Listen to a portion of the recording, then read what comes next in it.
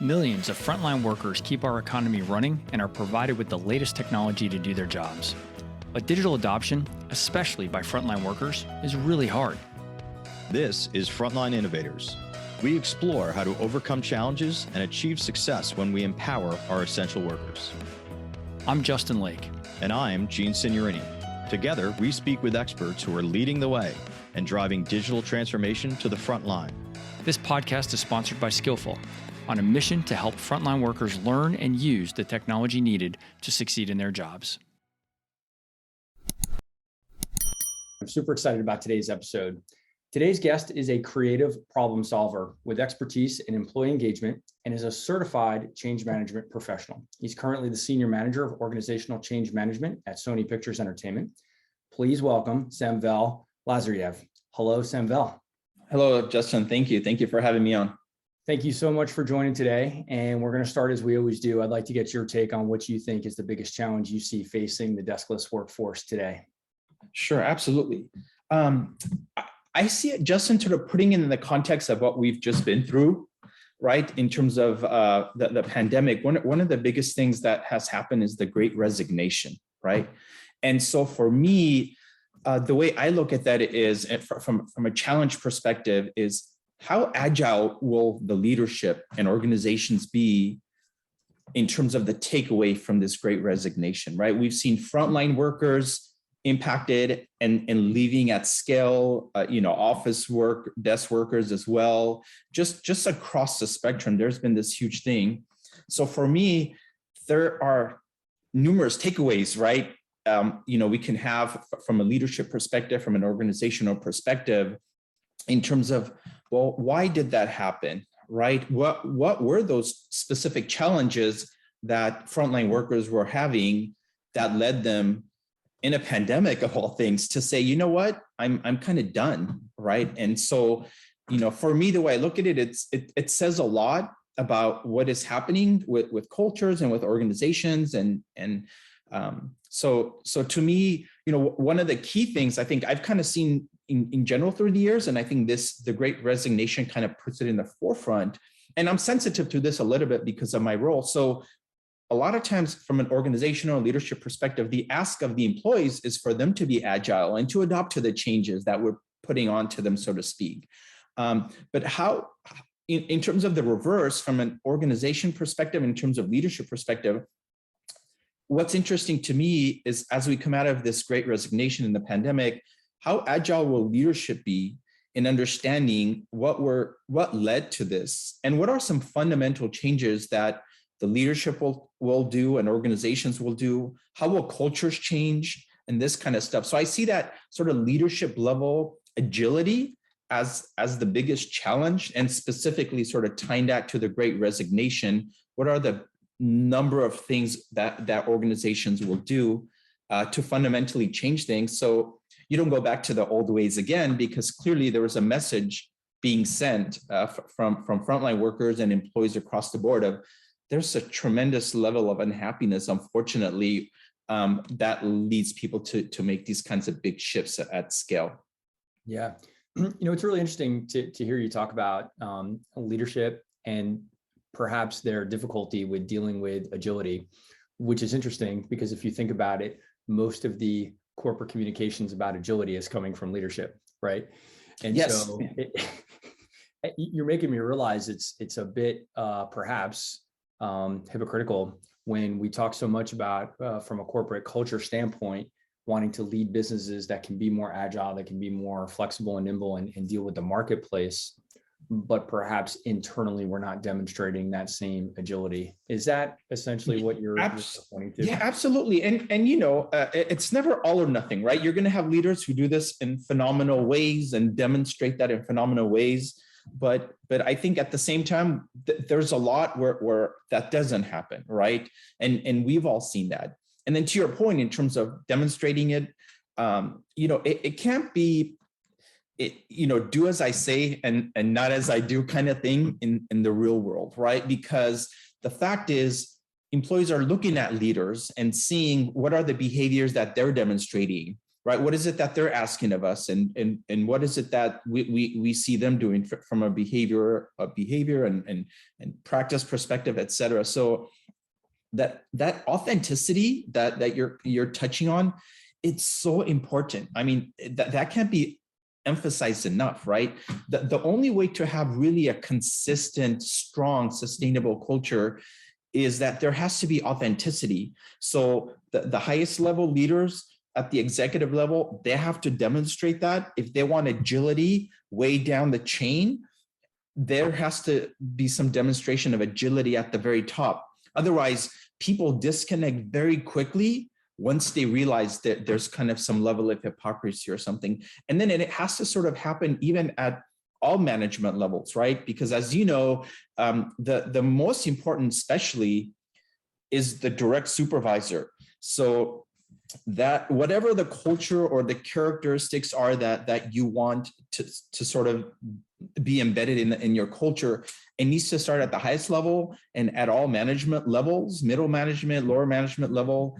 And then you have a shot of having a better culture as your frontline workers, and everyone is looking to you to see, okay, what do we do? But once you have disconnect and too many disconnect, it's just words on paper, right? We've all seen almost every organization. This is another thing, Justin, right? Almost every organization has spectacular,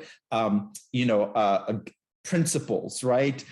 But in practice, when sometimes you look at it, you're like, wow, how many of these principles are truly being practiced? And it's really a day in and day out thing as well. I mean, organizations have to do this on a week-to-week basis and also be creative. And how do you keep that alive, given that, it could become anything that's consistent can easily become monotonous, but how do you keep that alive in creative ways so that you continue to demonstrate it, and then you'll also have that same expectations of your staff and frontline workers?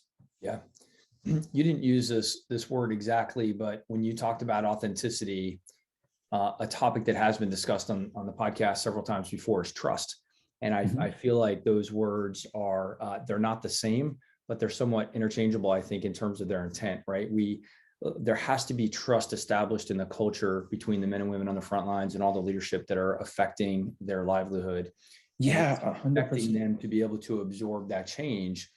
Listen, I'm a technologist, and I spend a lot of my day thinking about, software and technology and all of the ways we're going to solve problems through technology. But at the end of the day, if we don't have authentic relationships and if we don't have trust with the men and women that are going to be affected by this, then none of that stuff's going to really matter. 100%, Justin. I mean, as you're saying that, the way I'm kind of envisioning is you have trust, right? But to gain that trust, you have these layers of things that need to be practiced to gain that trust. So to your point in connecting it to authenticity, yes, authenticity is one of the key things that gets people to have trust, right? Proper communication and action, right, that come out of those communications, right? Whatever is actionable needs to kind of reflect what you're communicating, right? So the actions and the authenticity, that leads to trust, and on and on and on. So absolutely, there are definitely some layers to these things. And perhaps this is why sometimes even executives get executive coaching, right? To understand, like, I want them to trust me, but sometimes the skills, the specific tangible skills are not quite there. And so those are things people just pick up, over time, and there are specific ways in which to do that. Yeah. No, I think that's fantastic. I'm glad you took us down that path. And I want to come back to a couple of the things that you talked about there in terms of specifically one of the things that's standing out is the importance of the direct supervisor. But I'd like to table that for a minute. I'd like to get a chance to know you and have you introduce yourself a little bit more to our audience. So why don't you take us back a couple of steps and tell us how you ended up dealing with digital transformation and change management and culture. How did this end up being part of your career? Sure. Yeah, absolutely. Maybe they're like, I think as I look at it, they're sort of three key areas, sort of with my background in terms of the third one being change management. I would say the first one is from a formal education perspective, Justin. I studied English literature for my undergrad as well as my grad. And the reason I mentioned that is I always had this love of language and word. I think it just came from my dad, right? He always pushed like just reading, not in an assertive way, just like you guys should always read. It's a phenomenal thing, what it'll do to your mind and imagination, et cetera. So it's something that I always, my dad always pushed. But so in studying English literature, I just found this love for language and ideas and thoughts and storytelling and emotion, all of the things that are entailed in great writing. And the reason I mention that is that ultimately kind of led me to do communications, which was really what I started doing with my career. Did a little bit of marketing and these types of things, but ultimately really got into, for most of my career, into employee communications, right? And for those unfamiliar, small companies typically don't tend to have that. But as you become a larger organization, you got to figure out how to engage the employees in a strategic way that makes sense, that's aligned, and et cetera, et cetera. So I spent a lot of time doing that. But what happened over time is, as I started doing communications, this thing called organizational change management started coming up. And as you think strategically from a communication perspective, you really start getting into this thinking of organizational change management, right? Because you start thinking, well, why do we need to do, how do we engage? What's the best way, and who's really impacted, et cetera, et cetera. So as I started doing that as a communications professional, I started thinking, man, I'm thinking more and more like a change management person. And as I did that, I thought I really want to broaden out sort of how I'm engaging organizations above and beyond communications, but look at it even more broadly from an overall organizational perspective. And so I thought there was a certain element of challenge that comes with change management that I wanted to embrace. And I thought there are all kinds of things, right? As you know, at this point, there are groups that are called like Office of Transformation, right? Their whole point is looking at big transformative efforts at organizations. So that kind of enticed me. Even with all the challenges, I thought, this is something I think I want to go down this path and embrace it. And I see all kinds of opportunities there in terms of doing my part to help look at transformations in a strategic way. And I still get to leverage communications because it's such a big part of change management, but then you get to do some other things that are unique to change management. Yeah. So when you were going to school and getting degrees in English literature, what were your expectations about where that would take you in your career? I'm one of those people, like there are people who have definite goals and they're right. So I'm somewhere in the middle. Like I kind of had some goals, but not really. And so at that time, I wanted to really do something I enjoyed. I felt like that was just important in life, even though people are like, what are you going to do with an English major? And then I realized over time, that's actually a myth. Like there are plenty of executives who have liberal arts degrees. And in fact, some studies show most of the high level leaders are from liberal arts backgrounds. So either way, you can have success. But my thing was, I'm going to do what feels right to me. So I did some business courses and these types of things early on in my college time. And I thought, I think I'm going to go with what really appeals to me. So in terms of your question, what was I thinking? So that was kind of the high level, do what I like, but then I thought I can leverage that in different ways. So I kind of had a few different ideas.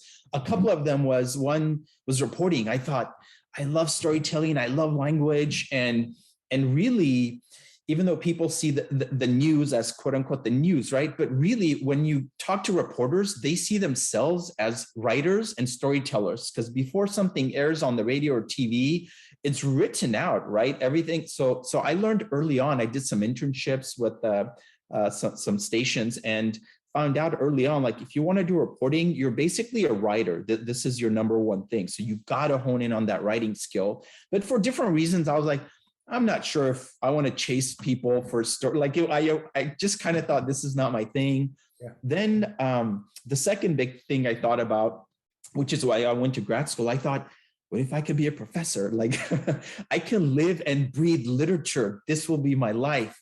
So that appealed to me. But over time, I did work for about a year as a grad student. They let you teach and this kind of stuff. I for different reasons, I kind of realized it's perhaps not my thing, right? You have like these visions and fantasies of what things are, and sometimes the reality is very different. And then the way I ended up in this communications thing, is it was around the .com time, right? I had undergraduates friend even when I was in grad school going to Silicon Valley and doing technical writing and communications for all these .com companies in the Silicon Valley and making a good living. And I was like, this is a thing, like you can just, do these things for corporations. So that's what led me down this path of doing communications and writing. And then over time, as organizational change management became a thing, I thought, oh, what an interesting thing to look at an organization from a strategic perspective in terms of how to manage and drive change. And what's interesting with that is you could get involved in all kinds of change efforts, right? Like there's culture changes where you're revisiting your visions and your missions, and you want to sort of redo your culture a little bit and have people aligned to a different direction. And then you can get very technical. As you know, a lot of change management is implementing technology solutions, right? That's a whole other thing.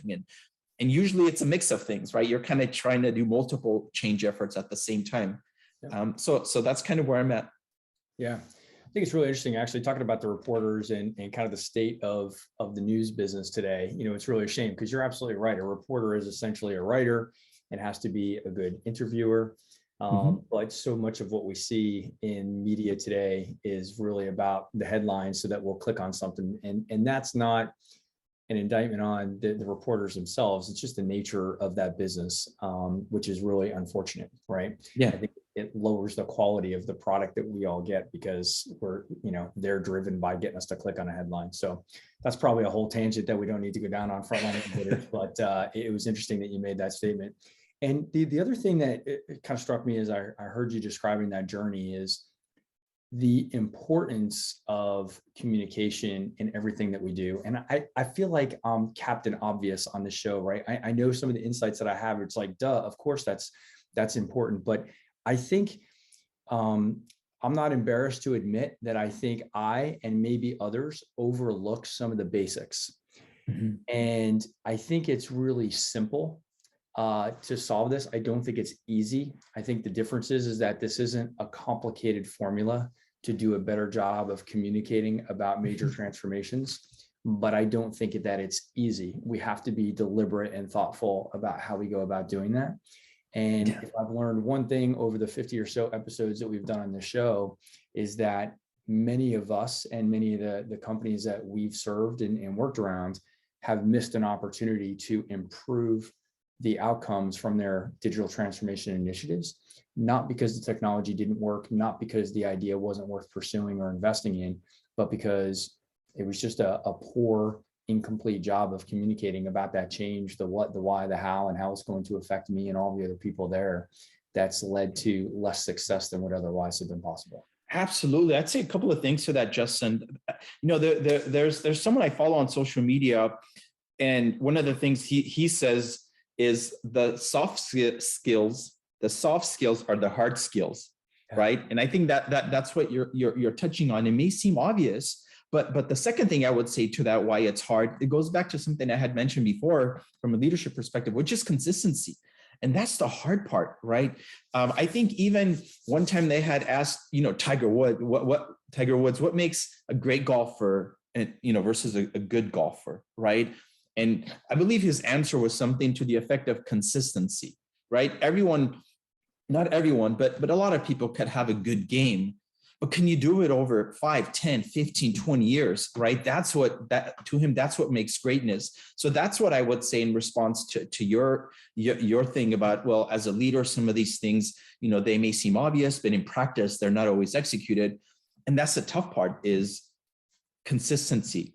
And it also comes down to having great teams, right? Obviously around the leaders who aren't afraid to be honest. I think that's something that's sometimes lacking as well, right? There's a certain fear in corporate cultures, unfortunately, at every level.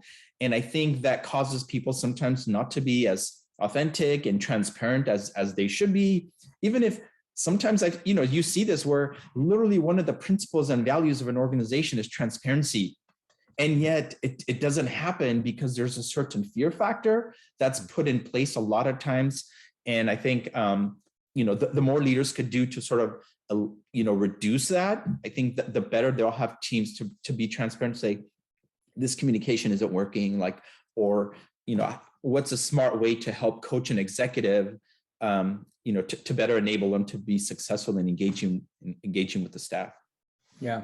You mentioned, so in that last statement, you talked about executives and their leadership style, but earlier in the conversation, you talked about the frontline managers. And I'd like to circle back around to that, because I think that's something that it's come up a few times in the show. And as it's come up on the show, it has caused me to turn my glance a little bit more in some of our customer engagements to how things are going with leadership on the front line. So leadership isn't just something that has, a VP in front of their title, but leadership should exist, at all levels throughout the organization. And perhaps one of the most impactful levels of leadership is that actual leadership on the front lines. And one thing that's becoming a little bit more clear to me is that those men and women that are frontline leaders, their title may be supervisor or manager, but they have perhaps one of the most important roles, and yet they've received probably the least amount of training. And in terms of, coaching, they haven't had as much coaching on being an effective leader, and yet they are essentially on the front lines with the men and women on the front lines, right? I'm just curious about how we can solve for that a little bit better. And from an OCM perspective, are there things that we can be doing better to arm them with the information and the skills and coaching so that they can help enable the change to happen through better communication and leadership?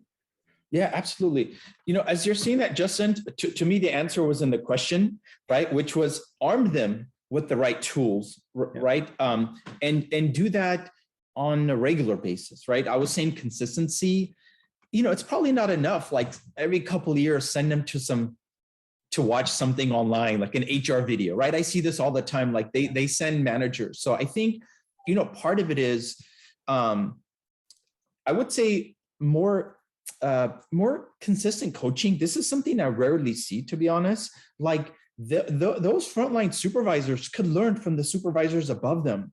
But how often do you see just very effective coaching that's consistent? Like maybe we talk about this every few months, every couple of months, or maybe it's one of those cultures where it's embedded. So every time you have a meeting, you sort of sprinkle a little bit of nugget, right, on those supervisors. So I think people like to learn, but it's also got to be done in the right way. Not like you're not doing this right, but just being super sensitive of how to do that. So I think that's one. The second thing is making sure that those people see what the folks above them do, right? So they should have some visibility to, what have the folks above them been doing and what can they learn? So basically, if the behavior above them it's not quite aligned with the culture and the principles that are written down, but in practice it's not happening, probably that person's not going to pick up good habits as well. So I think it's really demonstrating at all levels. So this is why, to me, one of the things whenever,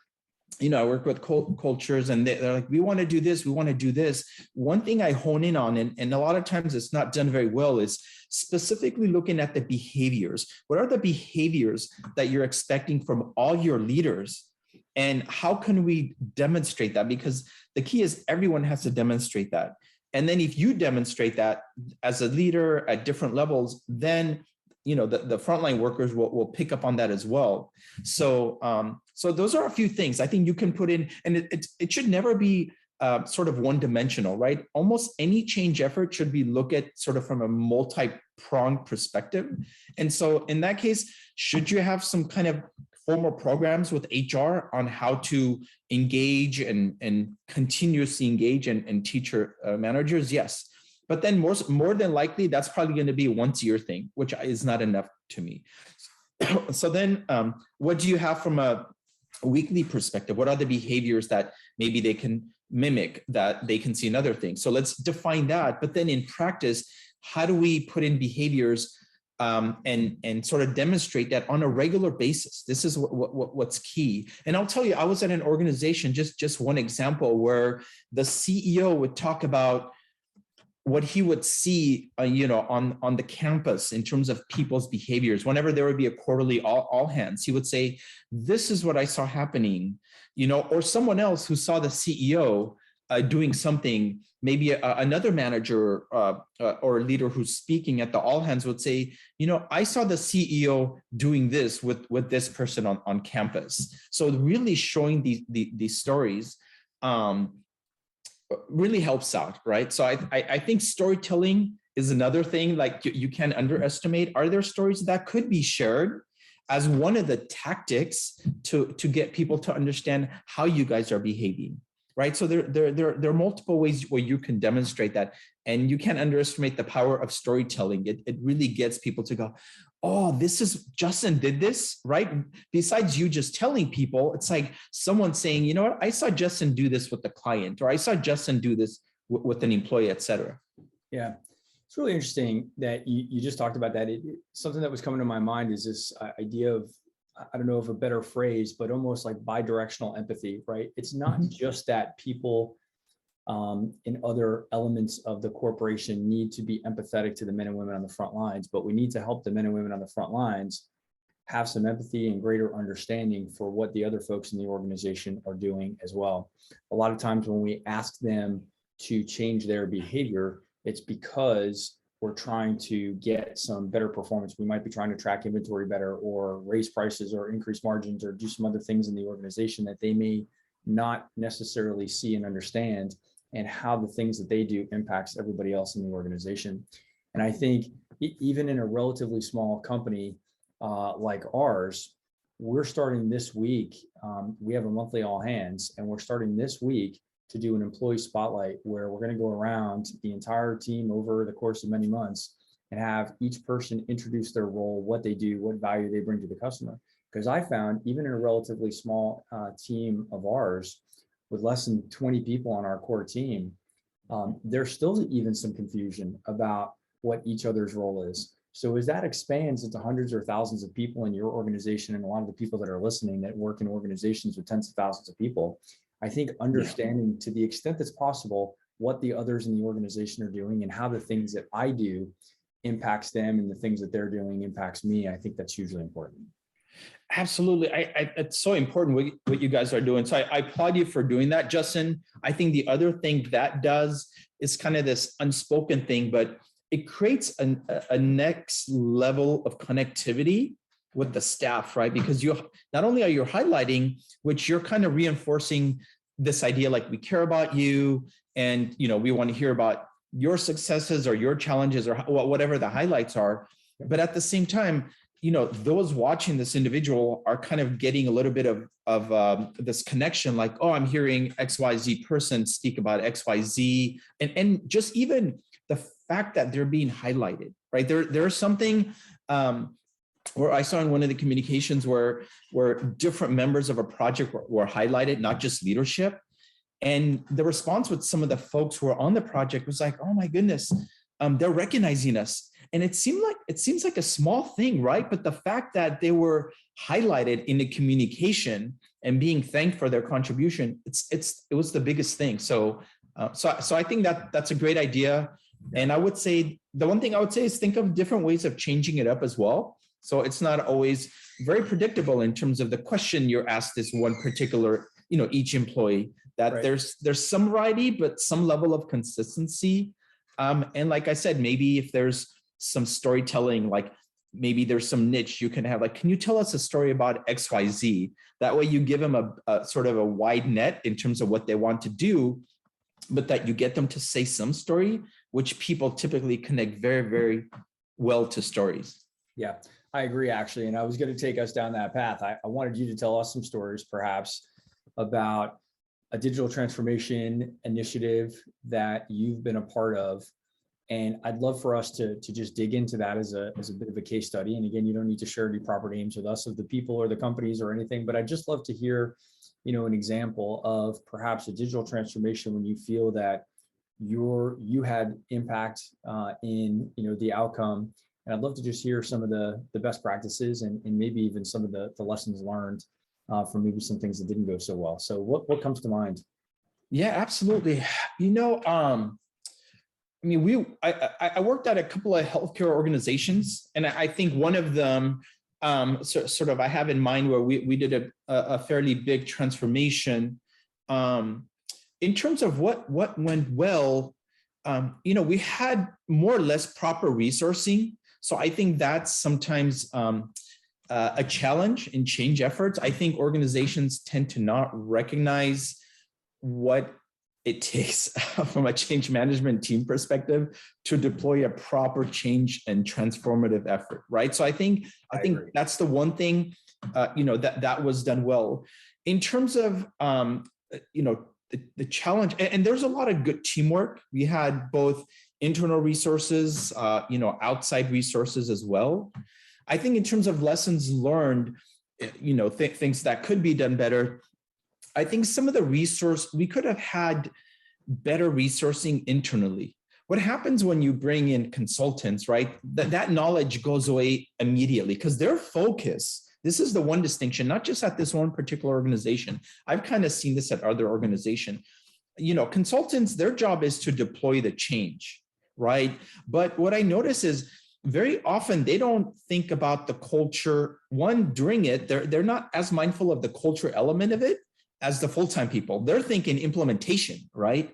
Whereas someone like me who's internal, and I've done consulting as well, so I get both sides. But whereas the internal folks like me, I'm often thinking, well, what does this do to the culture? Like if let's say, hypothetically, you can sort of just bulldoze over a culture and implement a change and you're done. So technically you're successful because you're done. But what damage have you left because of pushing too much within a culture that maybe not quite aligning with what you're doing? So I think that's a key thing. The other thing is I've seen from a challenge perspective at this particular implementation and perhaps some others is more thought put into post-implementation world. So specifically, I notice a lot of times projects are budgeted for the project resource. They don't budget what the resource is going to look like because you may need more or less resources. So let's say hypothetically, you need more resources for whatever reasons, because this group may be reduced, but this group needs to increase because things have changed, whatever it is.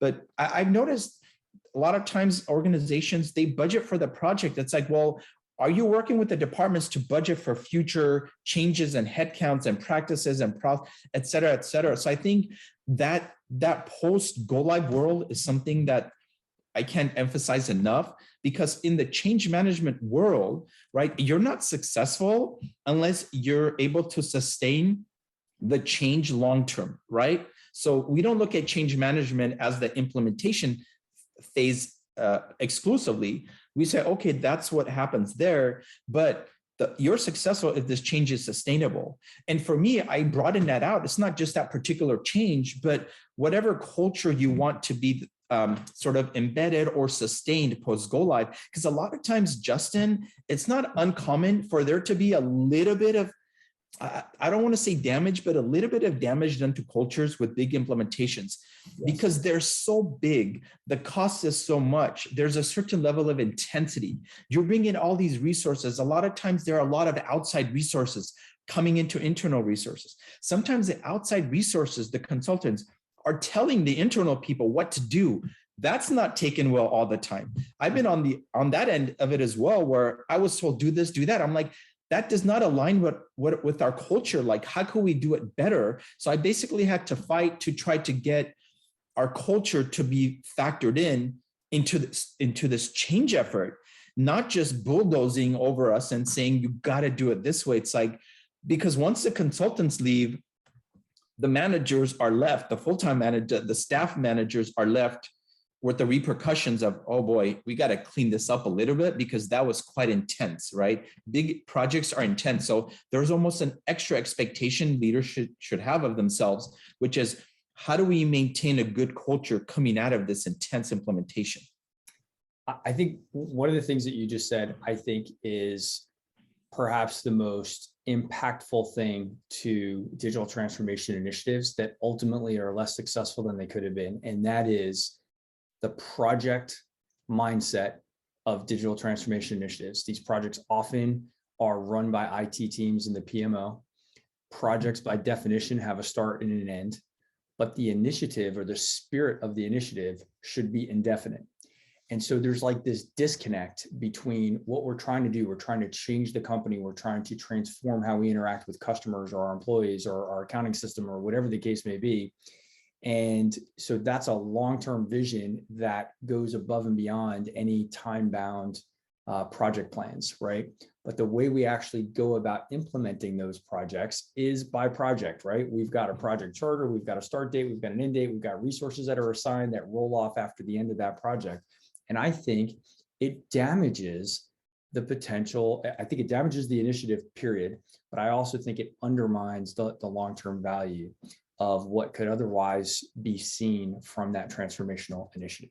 Absolutely, how to Justin. solve that. Like, I don't know who wrote the rules on this. I'd like to have a conversation with him or her, but this like this approach has got to change.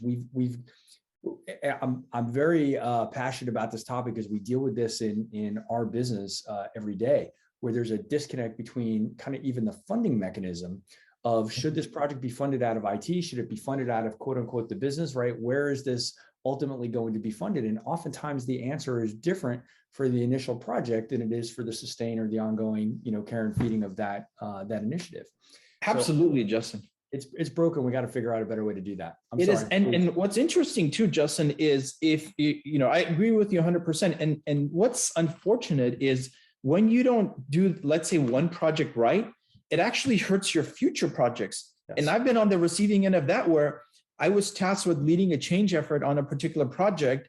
And then, I would develop relationships with some of the staff members, and they would tell me, like, been there, done that. We know that we've heard these promises. We see how they've done it before. Like, there are scars, right, that your employees have when you do things incorrectly. And so when you're doing your future projects, those scars are there. And now already on a regular change, you have certain level of reservations because people kind of want to go about their days, and now you're pushing them to learn new processes, et cetera, right? Some may be excited, but a lot of times people are not that excited. So on top of that sort of baseline challenge that you have getting people to adopt, you have all the scars. And the more you do projects incorrectly and not sensitive to the impact of the culture at that time of the implementation and post-implementation, the more you make yourself, sort of face additional challenges going forward. And I've seen that firsthand. It's unfortunate, but it's a reality. So do you have the cheat code in how to solve this problem for going from this kind of project mindset and under planning for the sustain phase of a solution and that transition between IT and the business? I mean, any advice you can offer us? The one thing I would say just at a high level, Justin, is, and this is a common problem, so if you can fix this, I think you're on your way.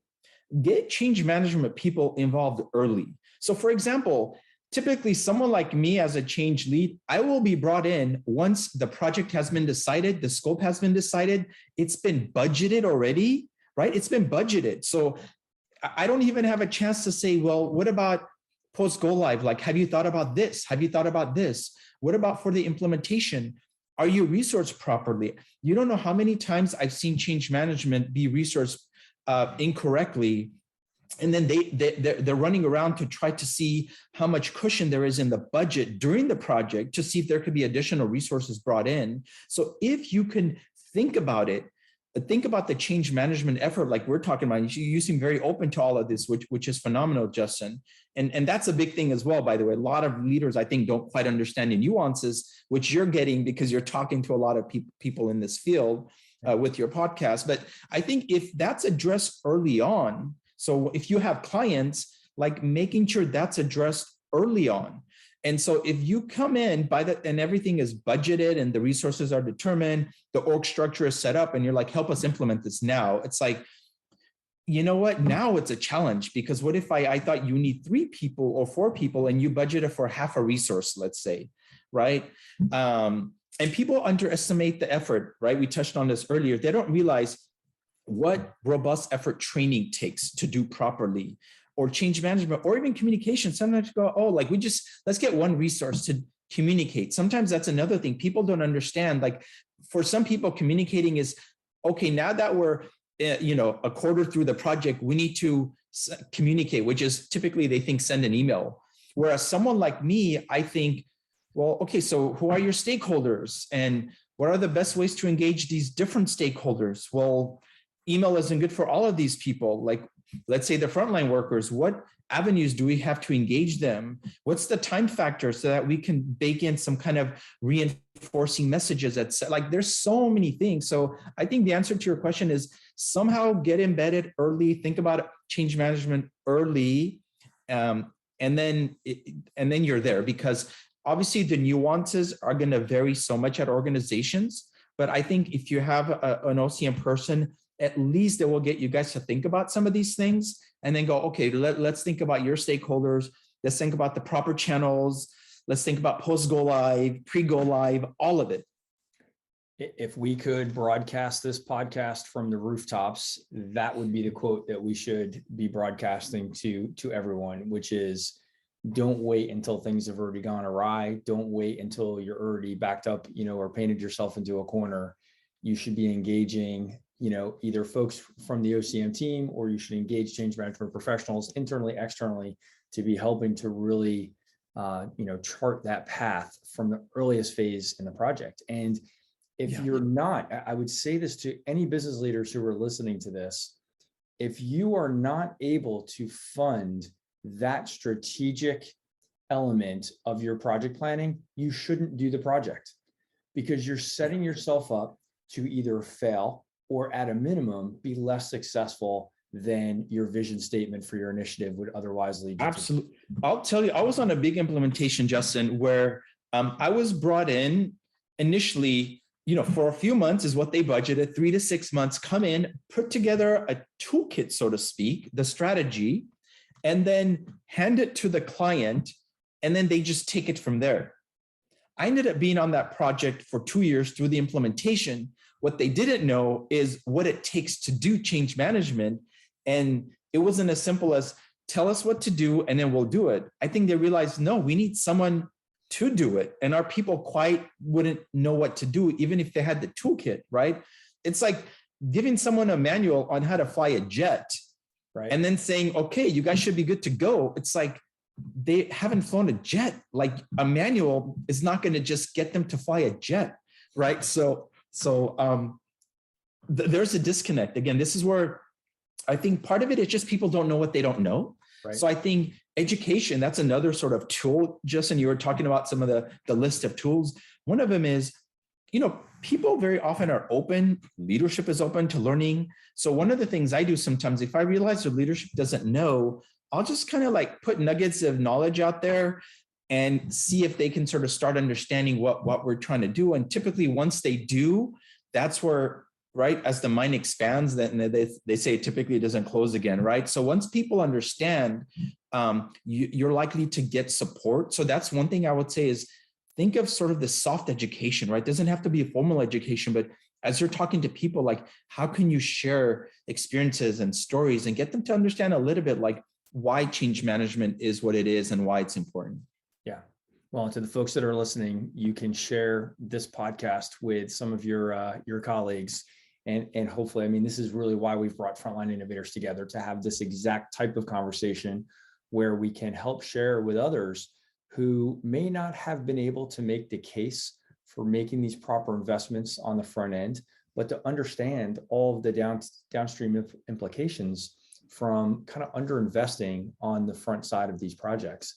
And I have said on more than one occasion, just to repeat what I said before, if you can't make these investments, if your budget can't afford these investments on the front end, then you should really reconsider the ROI on your project.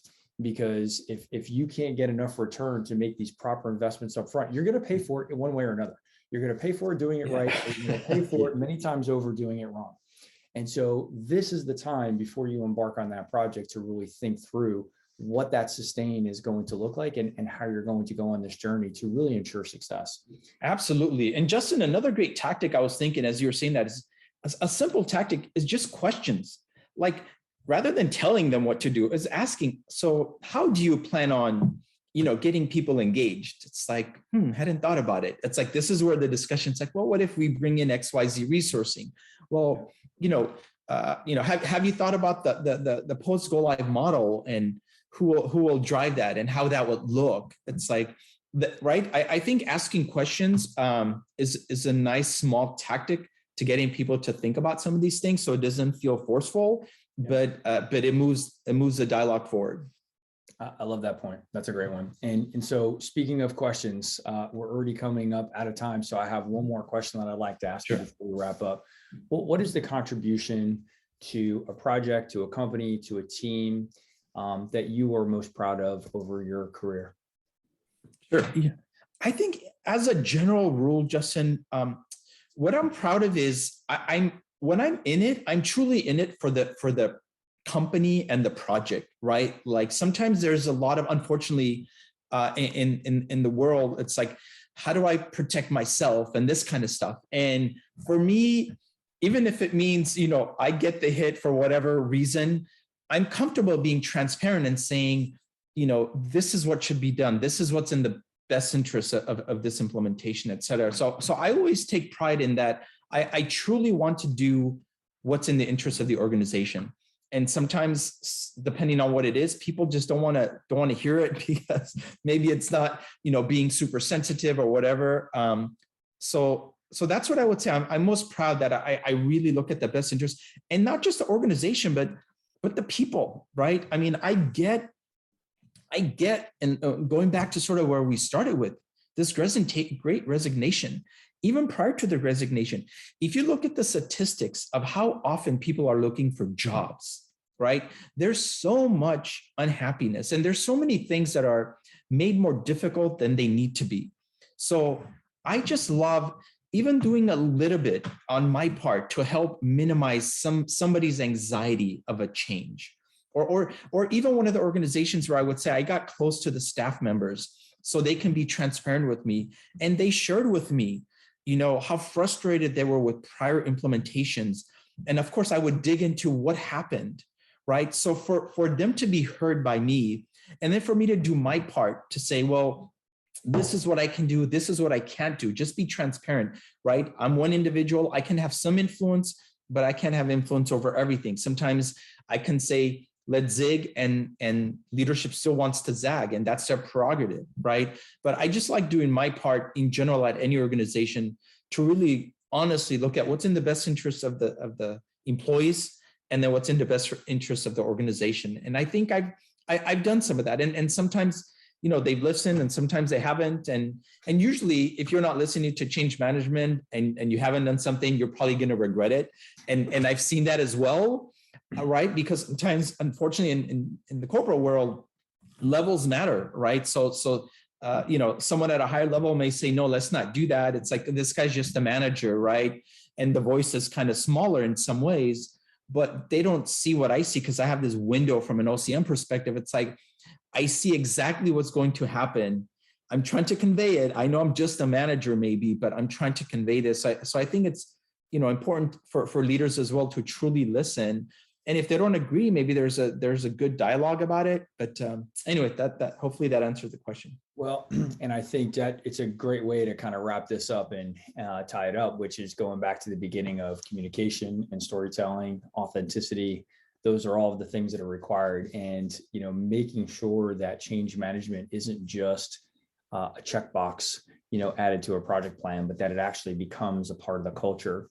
And I'll tell you, when we set off on this journey to start Frontline Innovators podcast, we didn't intend for it to necessarily be an entire conversation around change management, but I've learned, I think I'm the most educated learner from this podcast as getting to be one of the hosts here, that change management is not just an add-on. It can't just be a bolt-on. It needs to become a part of the way that the organization and the teams think, and it needs to become a part of the culture.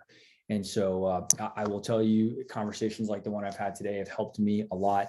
I believe it's helping the audience. I get text messages from people that I know in the audience that are listening that tell me that they're learning some things from this. And I think that's the most rewarding thing for all of us. So let's keep that conversation going.